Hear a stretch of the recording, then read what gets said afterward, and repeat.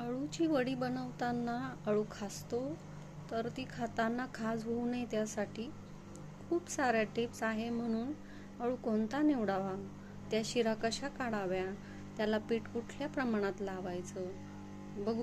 तर दुसरी महत्त्वाची पुढची टिप्स ही अळूची पानं मी स्वच्छ धुवून घेतलेली आहे. तुम्ही ती पानं स्वच्छ पाण्यात खळखळून धुवायची आहे. ही पानं मी स्वच्छ धुवून आणि लाटण्याच्या साहाय्याने ती लाटून घेतलेली आहे.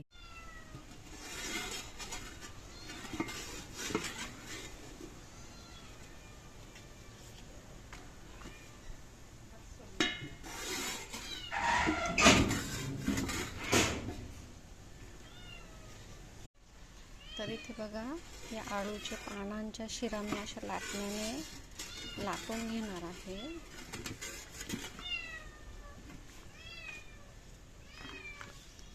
सगळे पानं आपण असेच लाटून घ्यायचे आहे. तर हे बघा, हे डाळीचं पीठ घेतलेलं आहे मी.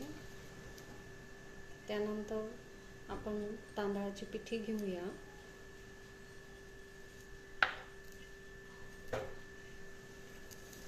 थोडीशी हळद. बघा, हे पीठ जास्त घट्ट नाही आणि जास्त पातळही नाही, अशा पद्धतीने मी मिक्स करून घेतलेलं आहे. आता अळूची पानं घेऊया.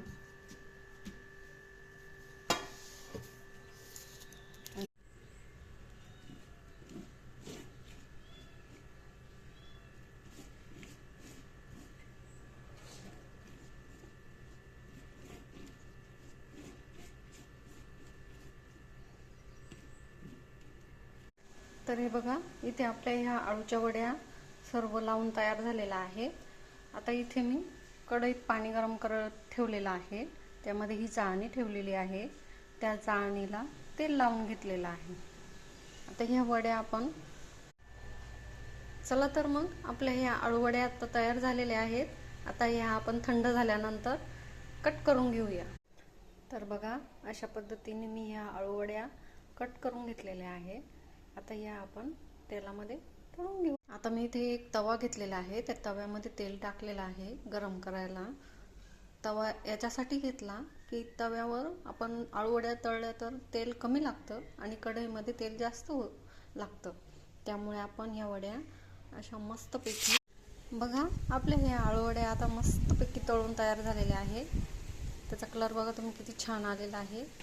आणि जेवढं तेल घेतलेलं होतं तेवढ्याच तेलात मी तळलेले आहे. तेल खूप कमी प्रमाणात वापरलेलं आहे मी. हे बघा किती